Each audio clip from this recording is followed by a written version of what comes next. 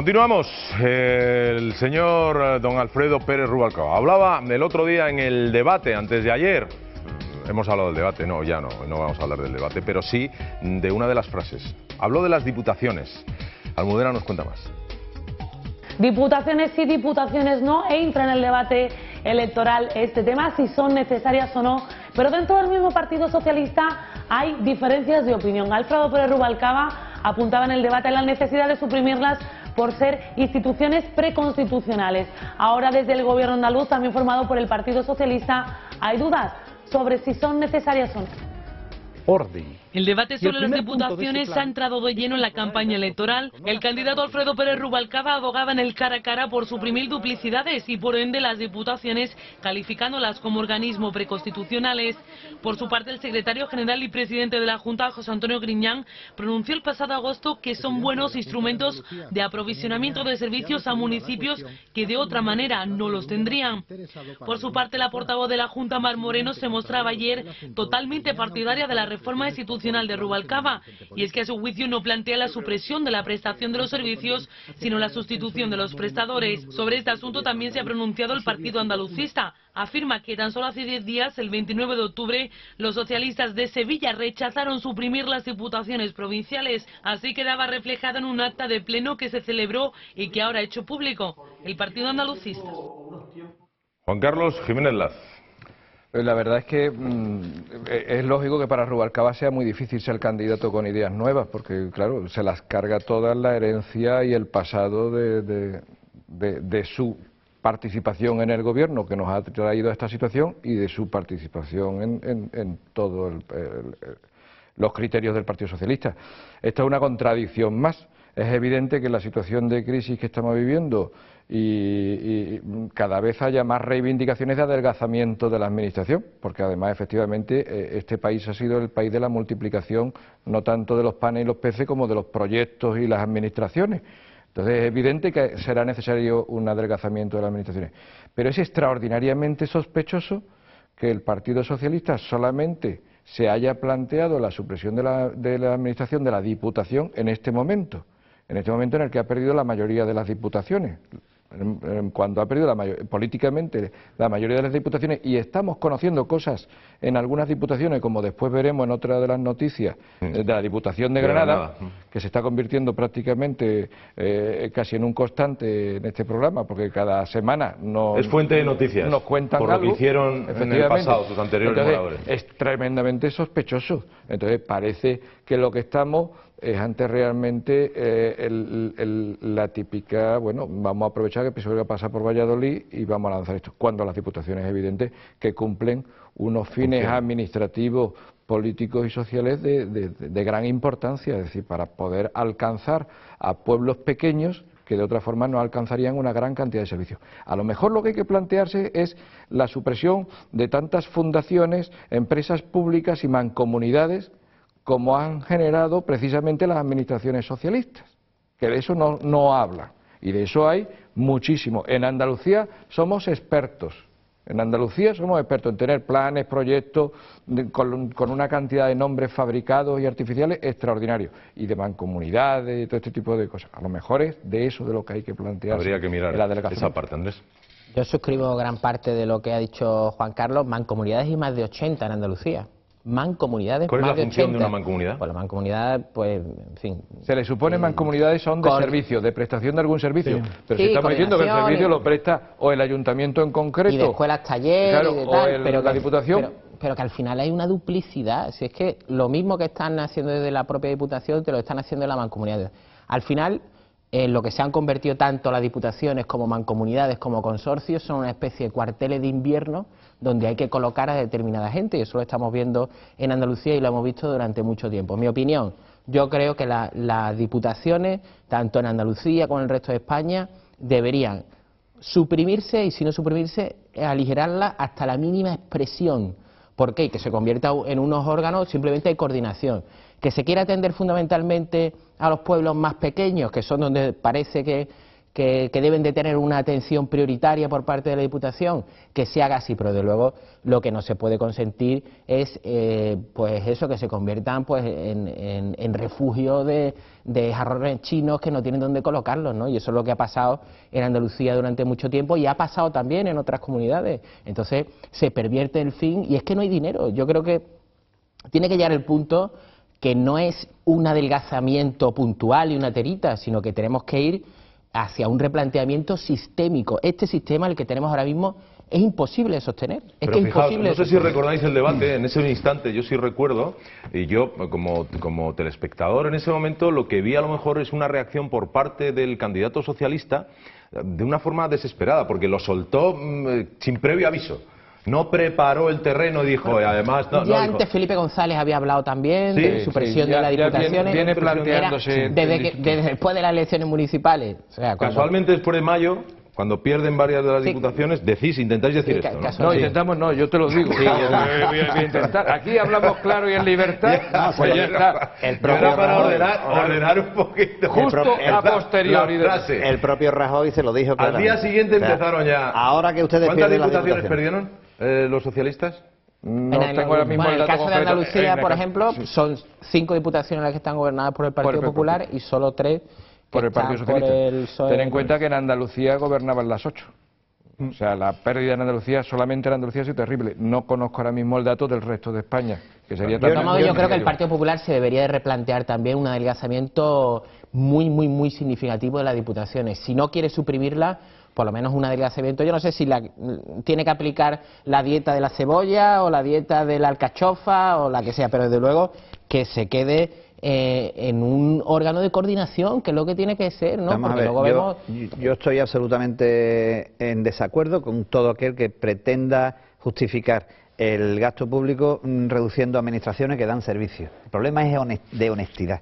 Es decir, las diputaciones son indispensables. Pero tiene que tener una diputación. Pero 40 puede estar llena de golfos. Tiene que tener 40 asesores, parece que no. Eso es pero eso no es el problema de la diputación. Bueno, eso no es que el organismo, la institución no sea necesaria, sino que está llena de golfos. Por eso, que se están mal administrando los dineros públicos.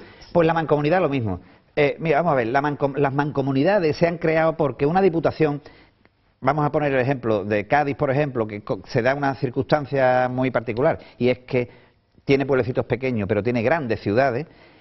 Las mancomunidades están precisamente para cubrir de servicios mancomunados y ahorro de coste por zona, que una diputación, pero no al tiene, ser provincial... no tiene estructura la propia diputación, no la tiene. Que es una estructura paquidérmica, pero no la que tiene un peso no brutal. la tiene porque son zonas que no tienen nada que ver. Pues en la provincia de Cádiz, la bahía de Cádiz, el campo de Gibraltar son idiomas absolutamente Eso pasa igual que con la distintos. Junta de Andalucía. Con la estructura que tienen muchas consejerías, ¿hay que crear una red paralela de empresas? Pues yo creo que no. Además, una empresa que tiene un coste de más de 3.000 millones de euros. Al final son duplicidad de funciones que tiene un cargo astronómico. Mira, vamos a ver. Ministro de Sanidad, Ministro de Sanidad, Consejero de Sanidad, Diputado de Sanidad, Concejal de Sanidad, que al final no tienen competencias.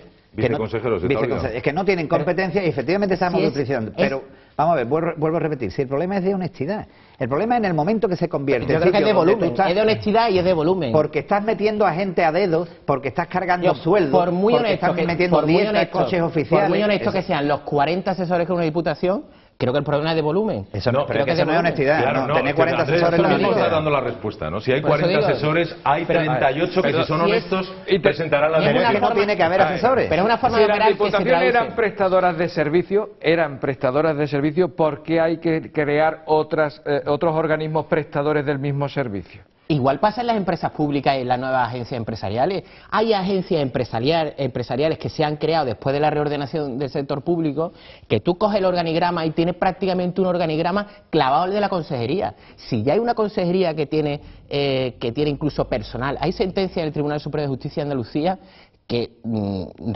tumban determinadas encomiendas de gestión a las empresas públicas, además porque dicen que si la consejería tiene trabajadores y empleados para hacer ese trabajo, ¿por qué lo encomienda? Que los utilice. Claro, ¿por qué lo encomienda? Y entonces aquí estamos lo mismo. Delegados provinciales. Tiene que haber un delegado provincial de cada consejería en cada una de las provincias? Oye, directamente te digo que no. Disparate. Claro que no. Me parece un disparate. Además, el propio presidente de la Junta se comprometió a reducir los delegados provinciales de la provincia. Oye, y tampoco se ha reducido. ¿Cuándo lo dijo? Pues lo dijo, pues hará ya bastante más de un año, ¿no? Lo mismo no le ha dado tiempo. Me gustaría aclarar un matiz con respecto a lo que dije antes, que me parece que me he explicado mal. Cuando yo hablo de honestidad, no me refiero a que los cargos sean honestos, sino que se sea honesto a la hora de ejercer. Yo te he entendido, pero por meterme contigo. No, ya, pero digo, ¿para qué hacen falta 40 asesores? Que no que tengan que ser honestos los asesores, que no tiene que haberlo. Antonio está ahí.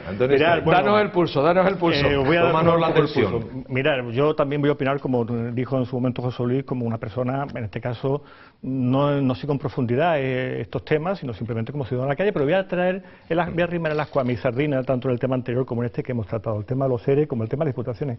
Yo no creo que sea un problema discutir si las diputaciones son o no necesarias. Yo creo que se puede discutir.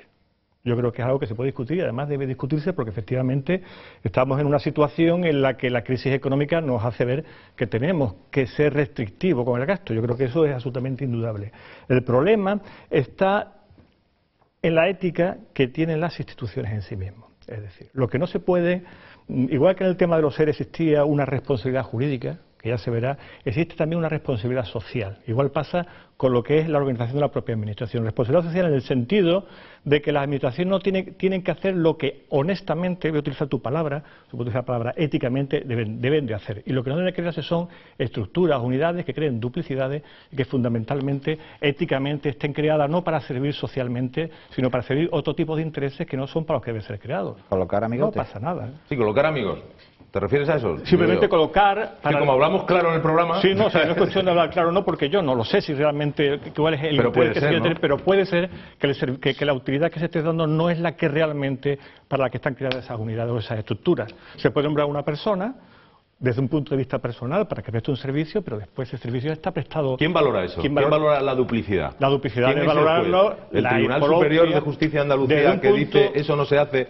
Y la Junta recurre, está recurriendo, ¿verdad? Estamos hablando de gestión hay tumbadas más de una, o sea que no es solamente una. Desde un punto de vista jurídico serán los jueces los que tengan que judiciar si las cosas están jurídicamente bien o no bien. Pero desde un punto de vista social, lo que tienen que juzgar esto son las propias instituciones con su ética y en última instancia los ciudadanos. Votando, si están o no están de acuerdo con determinado funcionamiento de determinadas organizaciones. Pero fíjate, al ciudadano, me encanta que haya dicho eso, al ciudadano, al andaluz, a la andaluza, le falta información. Yo creo que por eso estamos aquí. A la andaluza, ¿no? Al gallego, al extremeño... Si hablamos si hablamos ya de la globalización, vamos a hablar de Andalucía. Si algo tienen las administraciones es que no hay... Falta información. No hay transparencia a nivel general. Un matiz, Agustín, no le falta información, le falta toda la información. Toda. Bueno, no, le dan información. Sí, pero no toda. Le dan información. Alguna tienen. No toda. Es que él sabe de eso como es publicista por el tema de la propaganda. Pero sesgadamente. José Luis, está poniendo aquí un señuelo a ver si picamos. Por deformación profesional te digo que se puede llegar a un sector como tú quieras llegar. Y entonces, pues ahí lamentablemente todavía hay un nivel cultural que no es exagerado en la población y más en Andalucía, a la que se llega con cierta facilidad. Bueno, pues hay que dar información, que es lo que intentamos aquí, pero una información además, yo creo, desde la honestidad. Hay que pedir el consentimiento informado a la hora de dar el voto, es decir, informar adecuadamente para que la gente actúe en consecuencia. La formación es fundamental. Para votar en libertad tienes que tener información. Pero eso es tan relativo porque al final los programas están tan devaluados que, bueno, por mucho que te informe te engañan, ¿no? En muchos casos, ¿no? Quiero decir, ni los lees. Hay tantas medidas que se han hecho sin estar en los programas. Rubalcaba ha leído muy bien el programa del PP, ¿eh? O sea, que conste, sí. Y luego, al menos uno lo ha leído. Igualmente, ¿no? Hay promesas que están en el programa que luego nunca se cumplen ni nadie, en fin, que al final yo creo que lo que sí debería de tomarse la clase política, creo, es un poco más en serio el desarrollo programático que hacen antes de unas elecciones, porque al final se promete muchas veces una serie de martingalas que luego nunca se además porque tampoco hay dinero, ¿no? Aquí se llegó a prometer en Andalucía las vacaciones gratis para las amas de casa, ¿eh? Sí. O sea que eso ha llegado a estar en un programa electoral. Se ha llegado incluso a prometer el pleno empleo. En pleno empleo, las infraestructuras, un montón de carreteras que yo me acuerdo de que me tiré 10 años en un periódico que yo dirigía, cerca de 10 años, y volvimos a publicar en portada otra vez la promesa de esa carretera, que era la Jerez en los barrios. Sí, el desdoblamiento de la Jerez en los barrios. y fue ya portada del primer número de aquel periódico. O sea, una cosa... Bueno, en fin. Bueno, que practicamos la información, queremos que la practiquéis vosotros, queremos que nos enviéis vuestros mails, los tenemos muy variados, hoy no me ha bajado ninguna almudena, pero seguramente mañana o pasado os los leeremos. Mañana os recuerdo de nuevo, ese es el mail, metropolitanTV@gmail.com. Mañana vamos a hablar del caso de Marta del Castillo, va a estar con nosotros el padre y el abuelo. Yo creo, no es necesario que os diga que va a ser un programa muy especial, no es necesario. No es que esté de actualidad, es que siempre lo ha estado, no ha dejado jamás de estar de actualidad la desaparición y la muerte de Marta del Castillo. Mañana Antonio del Castillo y Antonio Casanueva, el abuelo materno de Marta. Seguimos, continuamos, ¿cómo vamos de tiempo? Ángel. Bueno, nos queda todavía la mitad de este bloque y a mí me gustaría que, fíjate, tenemos el siguiente tema después el siguiente es la Diputación de Granada, vamos a hablar inmediatamente después, que Juan Carlos lo estaba comentando y lo titulamos Suma y Sigue, pero antes vamos a hablar del sector turístico, estábamos celebrándolo el otro día, bueno, pues los resultados, es el único sector que crece en Andalucía y que aporta algo de beneficio a la comunidad, pero por lo visto hay algún problemilla. Almudena. Ayer hablábamos del sector turístico y lo hacemos de nuevo porque existe una gran preocupación entre el gremio de hosteleros, hoteleros y del propio sector por la reducción de los presupuestos de la Junta del año que viene destinadas al turismo. Vamos a ver estas cuestiones y también cómo ha subido el desempleo en este sector a pesar de ser uno de los únicos que tira del carro en la economía andaluza.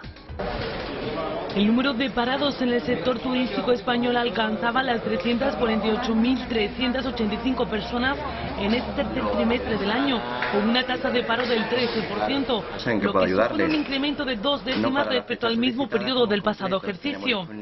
La cifra de ocupados en el sector ascendió a un 1,7% y en septiembre hasta los 2,23 millones de personas. Por su parte, la cifra de parados en el sector del turismo se sitúa en 8 puntos porcentuales por debajo del promedio anual, que alcanza el 21,5%. A todo ello se le suma el pesimismo que se ha instaurado en el turismo después de que la Junta de Andalucía haya anunciado un recorte del 16% del presupuesto destinado a este sector. Los profesionales de la única actividad que está dando muestras de recuperación ante la crisis no ocultan su preocupación ante lo que consideran un paso atrás en un momento en que los otros destinos nacionales e internacionales están concentrando sus esfuerzos en atraer visitantes a sus ciudades. Expertos como los autores de estudios analistas económicos de Andalucía incidían días atrás que sin duda la actividad turística está incidiendo en gran medida en la trayectoria más positiva del sector servicios. Desde la patronal se espera que este nuevo contexto que abre para el próximo año no se traduzca en más despidos, aunque ha recordado que el margen de rentabilidad de los hoteleros se ha reducido para tratar de captar demanda durante la crisis y que los beneficios no son todo lo alto que se podría pensar. Vamos a hablar con nuestro publicista, José Luis García Guillermo. Bueno, la verdad es que es preocupante, pero yo más que preocupante porque en el presupuesto se haya bajado, teniendo en cuenta las circunstancias económicas, me preocupa dentro del presupuesto, de la globalidad del presupuesto, me preocupa el desglose. Vamos a ver, una cosa es que tú en el presupuesto tengo destinado tanto y como las circunstancias no me dan, quito del total, vale. Y ahora, una vez que desglosamos partida a partida de dónde se han tocado, y lo que más me preocupa es que sigamos en algunos sectores del turismo andaluz, desde el punto de vista del gobernante, como una vez que oí un político local decir el disparate que Fitur era un fin de semana de cachondeo en Madrid. Eso era el concepto. Yo entonces, por aquel entonces, no conocía Fitur. Y luego sé lo que hace la Junta de Andalucía en Fitur, que es la Feria Internacional del Turismo de Madrid, en la ITV de Berlín y en la World Travel Market de Londres. Son las tres ferias más importantes de turismo. El despliegue que monta Andalucía no es normal, partiendo de la base que Andalucía es una marca consolidada en el mercado mundial. Nunca eso significa, porque entonces Coca-Cola no haría publicidad. O sea, una cosa es que tú estés consolidada como marca y otra que no refresques la memoria permanente, que no estés presente en los sitios con una imagen fantástica y que no hagas una labor de captación con grandes touroperadores y favorezcas el sector turístico. Me preocupa que se haya recortado precisamente en infraestructura, que lo que el turismo consolida luego es que venga el japonés, el noruego o el finlandés a Andalucía y se encuentre, después de haber visto un despliegue, un escaparate fantástico, una feria de muestras, lo que se encuentra aquí es una infraestructura de carretera todavía lamentable, como tenemos en muchos sitios de Andalucía. Quien viaje por Andalucía y no lo haga en tren, digo, porque que se coma la carretera, todavía hay kilómetros lamentables, vergonzosos, que unen ciudades de tremenda importancia. Y eso para mí es reducir el presupuesto en infraestructura, que no conozco el desglose, pero me parecería terrible. Y sin embargo, donde yo pienso que hay que recortar, debiera recortarse, en esos despliegues de montaje esperpéntico, que me parece inmoral, que en estos momentos como estamos... Me parecen a veces exagerados. Exagerados, de maquetas, de focos, de gastos, de dietas, es un disparate. ¿Andrés? Bueno, yo por sacar un hilván distinto, creo que lo que sí está viendo y se está produciendo en el sector turístico es un incremento espectacular de la economía sumergida, y solo hay que ver la estadística, ¿no? Si suben las pernoctaciones y sube la ocupación hotelera y sube el sector, como que en el último mes, por ejemplo, aunque tenga todo el arrastre del verano, como en octubre, de los más de 30.000 desempleados nuevos en Andalucía, 17.000 son del sector servicios y muchos de ellos del turismo. Y ha pasado en meses previos. Igual, ha subido la ocupación hotelera, ha subido las pernoctaciones, y sin embargo eso no se ha visto reflejado. No se ha visto reflejado en las estadísticas del paro. Yo creo que ahí hay una asignatura pendiente y muy importante de atacar, porque si no, oye, al final son menos gente la que está también aportando, ¿no?, para que haya más dinero para pagar el desempleo a otros y para que haya, en definitiva, una recaudación para que tengan dinero las propias administraciones. De entrada, sí pienso que Andalucía, con toda la costa que tiene, con todos los activos turísticos, la potencialidad turística que tiene Andalucía, no sé cómo de verdad el turismo no se ha convertido en una industria capaz de tirar de verdad del carro en Andalucía. Antonio. Bueno, en el sector turístico y la industria turística yo creo que se ha producido lo que se denomina un cisne negro, que es decir, es un fenómeno impredecible y de consecuencias también impredecibles. En toda la competitividad turística se produce en nuestro entorno, en los países árabes fundamentalmente, se produce una serie de transformaciones que hacen que nos beneficiemos de esa situación, al menos momentáneamente. Y Túnez, por ejemplo. Ya veremos cómo estos países se desarrollan y nos pueden hacer una competencia a nivel turístico. El sector turístico es un sector trascendente para nuestra economía, y en Andalucía muchísimo más. Tú has mencionado la costa, ni mencionarla, pero en lo que se refiere al interior... No, pero digo la costa porque es el señuelo más atractivo para el mercado europeo, sobre todo. Es incuestionable, pero es que estoy de acuerdo con lo que ha comentado José Luis. Aquí lo importante no es que se haya reducido un 16%, que posiblemente sea inevitable. Claro. La reducción del 16%. Vamos a reducir posiblemente en todas las partidas, y la de sanidad a lo mejor también. Hay que reducir en todas. Lo importante es cómo se produce precisamente esa reducción y en qué partidas van. Porque habrá algunas, por ejemplo, infraestructuras en las que posiblemente no deba producirse esa reducción, y posiblemente lo que deba hacerse es incluso un incremento. Por tanto, lo importante no es la reducción, sino en qué partidas se hace y después en el entorno que nos encontramos, que posiblemente se nos haga más competitivos. Todo el mundo esperaba realmente una reducción, es evidente, porque estábamos en época de crisis, todo el mundo esperaba una reducción. Creo que incluso los mismos empresarios del sector lo han dicho, que esperaban una reducción. Sí. Lo que no esperaban de ninguna manera era una reducción del 16,4%. Porque es inevitable, Juan Carlos. No, inevitable porque evidentemente es el único sector que está produciendo beneficios. Es que es lo que te voy a decir. Aquí el problema está en que lo que se demuestra es el error económico que comete la Junta de Andalucía a la hora de hacer los presupuestos. Es decir, porque lo que no puede es adelgazar de esta forma, como tú muy bien has dicho y hemos hablado en este programa varias veces, al único sector que estaba tirando del empleo. ¿Lo único que funciona lo frenas? El único que además tenía perspectivas favorables hacia futuro. Es decir, porque analistas económicos de Andalucía, el grupo de estudio de Unicaja, el único ámbito económico al que le estaba dando un crecimiento previsible del 2%, que ya sabéis que es el crecimiento mínimo imprescindible para poder crear empleo, se lo estaba dando este sector. Y ahora nos lo castigan presupuestariamente con un recorte que todo el mundo aceptaba que pudiera haber algún ajuste por razones de la crisis económica, pero del 16,4%, que además al que se le añade el ajuste de infraestructura y la no inversión general que iba a realizar también en sus presupuestos la Junta de Andalucía, que ya eso ya había alarmado absolutamente al sector de obras públicas en Andalucía y al sector de la construcción. Es decir, señores, si lo único que funciona, lo matamos. Claro, vamos terminando. No, pues simplemente un dato es que no es solo el 16%, el 16% en los presupuestos para 2012, pero venimos de un recorte de más del 30% en los presupuestos de 2011. Entonces, si se suman los dos recortes, claro, 2011 y 2012, estamos por encima del 50%. Palabras mayores. O sea, que el mayor recorte ya se produjo en el año 2011. Entonces, por eso sorprende que en el año 2012 sea de este, que es del 16, ¿no? Pues ya estamos ante más el resto de sectores lo tienen que entender. Si lo único que funciona, hay que seguir apoyándolo. Reconozco que no me sé la letra de deporte, la letra pequeña. No sé en cuánto se ha cargado, como la Consejería de Turismo y Comercio y Deporte, no sé en qué medida se ha cargado también en comercio y Prometemos deporte. traer esos datos, Andrés, el próximo día sería importante